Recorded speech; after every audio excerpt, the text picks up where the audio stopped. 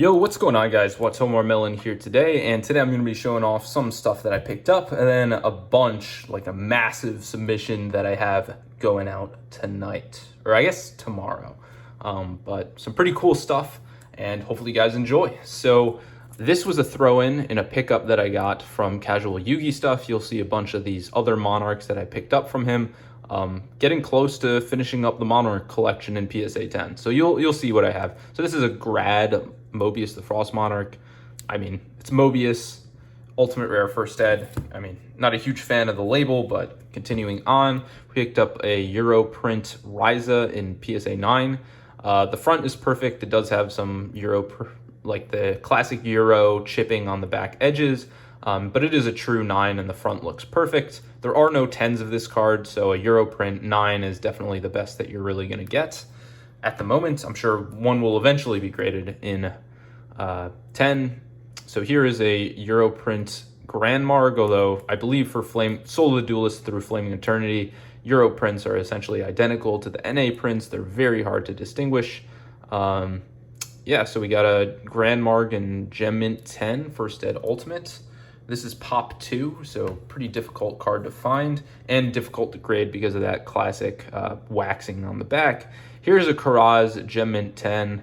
I mean, look at the centering on that. It's also got like a bad corner on the back. Not horrible, but it's got some whitening as well. I mean, I think this would probably grade an 8, maybe a 9 if sent today, which is kind of hilarious. So this is the classic, like, I'm buying it for my collection and it's a Euro print, so I love it. Just look at the pop in the back. But man, oh man, some of those old Cert 10s are pretty unfortunate. And I also picked up a Euro print Caius. So I do have another Caius that I think could gem. This one was pack fresh, pulled by Casual Yugi Stuff. Pretty awesome Euro print. That's the big reason I'm sending this one in. It does have like the smallest of factory indents on the back. I mean, like when I say indent, I mean like a very, very, very small thing. I think it probably should gem. I'm giving it like probably a 50% chance or so. Really hope that it does, but it's decently centered, definitely good enough. So we'll see how that one does. So that's going to PSA. The rest of these are going off to SGC. This is obviously the main course, the main cards that I'm going to be sending. So starting off with the English ones first. Nothing too big in these English cards. We've got an Armed Dragon level 10, some Legendary Collection Kaiba stuff, some secrets from that set. Pretty beautiful Blue Eyes Ultimates, Blue Eyes White Dragon from the tin, Dark Armed Dragon, Cyberstein, and then a Morphing Jar. Let me try and adjust the lighting a little bit. All right, how about that? I think that's good.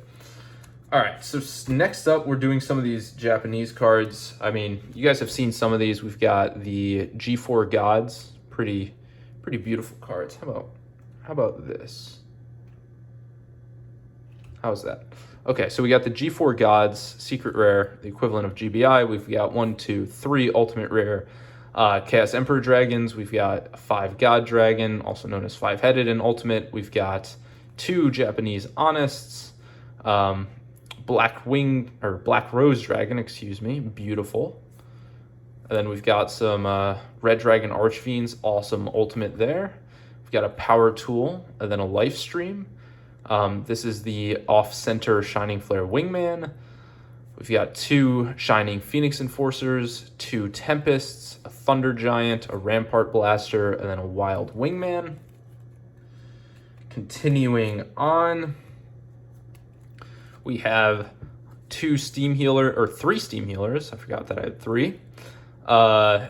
What's this called? Storm Neos Ultimate, and then we've got an Exodia Head, Secrets, Toon Dark Magician Girl, a couple of Toon Blue Eyes, Chaos Emperor, Jinzo, Dark Sage, Skull Dice. Unfortunately, none of the Graceful Dice that I bought were gradable. This one, I actually am a little concerned it's going to get a 9, but if it gets a 9.5, I'd be happy with that. We've got a Collector Rare, or 2 Collector Rare original arts, Dark Magician Girl, the Dragon Knights, pretty awesome Collector Rare there. We've got Dark Magician, the Dragon Knights alternate art, and then we've got a bunch of these Anniversary Pack Blue Eyes White Dragons. We have another one as well. 6 of those, I believe. Continuing on, we have the EX box Blue Eyes right here. Nothing too crazy. I'm not sure if this is going to gem. I think it's around like a 9.5 condition, maybe a 9, but it's still a very cool card. We've got the Premium Pack Uncensored Dark Magician Girl, Arcana Dark Magician, Final Form View Bell, beautiful card. We got a Cyber Laser. What's this called? Chthonian Emperor, love that card. Necroza Sophia, Gladiator Beast Heraclinos, UFO Road Fighter, 2 Red Eyes Flare Metal Dragon, I think that's what it's called. Pretty awesome card. Beautiful. I really love the Ghost Rare in the TCG. That's one of the big shames. I think the Zexal Ghost Rares in the TCG are much better choices than the OCG Zexal Ghost Rares. Or maybe not much better, but like I like them more.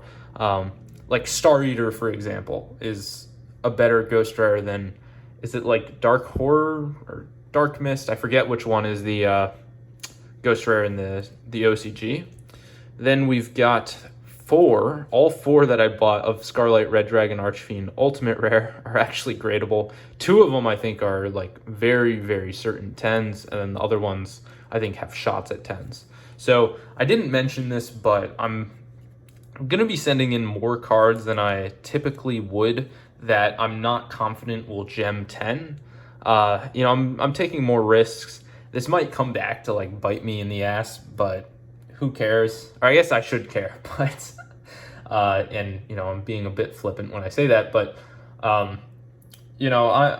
realistically I want a bunch of like lower end slabs that I still am making like profit on. Almost all of these are going to be submitted to try and flip, but I want some lower end stuff that makes sense for me to sell on Whatnot, because a lot of these like higher end stuff, I don't know, something like if these G4 gods, I think this Slifer is going to get a 10. I think these other 2 are probably going to get 9.5s. I think Slifer gets a 10. But let's say they all get 9.5s. The 9.5 G4 set, it's not something that I could sell on Whatnot, if that makes sense, because it's just the chance that there's going to be someone who understands the significance of these cards. I believe these are the first ever printing of the Egyptian gods, and who has, I don't know how much they would cost in 9.5, but like I'd imagine the set of them in 9.5 is probably, a 4-figure pickup for someone. I don't know if there's someone in Whatnot at any given time that's going to be able to afford these things. And so they're not great sells on Whatnot. However, if I get a matching set in either 10 or 9.5, I probably will keep these for my personal collection. But I'm just saying, there's certain things that aren't great sells on Whatnot. And so they're more like slow burn. I'll sell them over time on eBay, which is fine, but it's nice to have some money in the bank, especially because, 70 cards at $25 a card. I'm going to do some math in my head. What's that, $17.50? That's quite a big a cost for just grading itself. And then I've, got to pay for shipping both ways. That's, pales in comparison to the grading cost, but you know how it is. I'm just kind of rambling at this point, but if you guys do enjoy, let me know. If you guys are interested in the graded versions of these, they should be back in, I don't know, maybe like a month or so. I'm actually, funny story, I'm planning to send SGC an email tomorrow saying like, hey, I've graded, I think I've graded more than 70 cards with them over 3 orders thus far. I've graded a bunch with you. Do you mind if I just send these into you and you give me the $25 a card rate, because I'm sending 70 at once? They're all in card savers, penny sleeve, etc. They're going to be packaged well and properly sorted and inputted. Are you comfortable giving me the $25 a card rate that they give to dealers? And, that's what I would get if I sent it through the dealer anyways. So, is it necessary to have a middleman? Because sending them through a dealer for me adds over a week, sometimes 2 weeks to the overall transaction time, which I don't really want to do, but we'll see what happens. If you guys did enjoy, as always, make sure to like and subscribe.